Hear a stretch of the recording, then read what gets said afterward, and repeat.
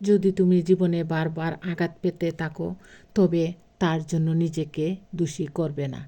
শুধু মনে রাখবে, যে গাছটির ফল সবচেয়ে বেশি মিষ্টি সেই গাছটিতে সবচেয়ে বেশিবার পাথর ছুঁড়ে মারা যায়।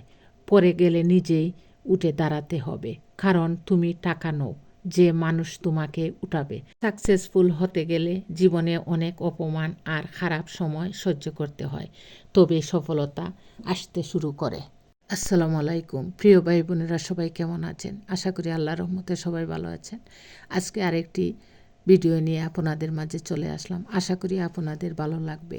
যারা মহান স্বপ্ন দেখে তাদের মহান স্বপ্ন অবশ্যই পূরণ হয়।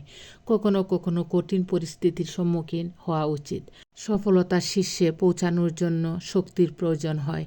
যে ব্যক্তি সত্যিকারের জ্ঞানী তার মনের মধ্যে সবার জন্য সমান স্থান। এরা সব মানুষ, পশু, পাখি সবাইকে সমান চোখে দেখেন। নিজের জীবনের মধ্যে ভারসাম্য রাখুন, তাহলেই শান্তি পাবেন। যিনি ফলের আশা না করে কর্ম করে যান সেই ব্যক্তি সত্যিকারের বুদ্ধিমান। তুমি যদি সঠিক হও তাহলে তা প্রমাণ করার চেষ্টা করো না, চুপচাপ অপেক্ষা করো, সময় সব বলে দিয়ে দেবে। জীবনে কিছু কিছু জিনিস ফিরিয়ে আনা যায় না, যেমন ফেলে আসা সময়, বলে ফেলা কথা আর হারিয়ে যাওয়া বিশ্বাস। ঠকে গেলে আফসোসের কিছু নেই, ঠকার জন্য নিজের মধ্যে অনেক গুণ থাকা লাগে। এই যেমন ভালো মনের মানুষ হওয়া লাগে, নিষ্পাপ চিন্তা ভাবনার মানুষ হওয়া লাগে, মন থেকে বিশ্বাস করতে আর ভালোবাসতে জানা লাগে। আর ঠকানোর জন্য তো অমানুষ হলেই যথেষ্ট। কখনো কখনো সবচেয়ে বেশি নীরব থাকা মানুষগুলোই ভেতরে ভেতরে সবচেয়ে বেশি চিৎকার করে কাঁদে। তাদের একটু বোঝার প্রয়োজন হয়। হারানো সময়গুলি ফিরে আসে না, কিন্তু তাদের স্মৃতিগুলো আজীবন মনে দাগ কেটে যায়, যা আমাদের মানুষ হিসাবে আরও সংবেদনশীল করে। প্রত্যাশা যেখানে শেষ হয় সেখান থেকে নতুন কিছু শুরু হয়।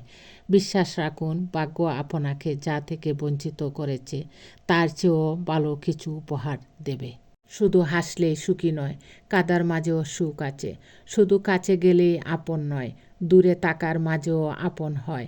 শুধু ভালোবাসি বললেই ভালোবাসা নয়, নীরবতার মাঝেও ভালোবাসা হয়।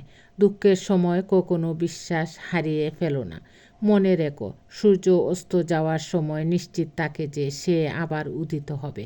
মানুষ সেদিন সত্যিকারের মানুষ হবে যেদিন সে অন্যের ভুল ধরার আগে নিজের ভুল ধরতে শিখবে। ধন্যবাদ সবাইকে।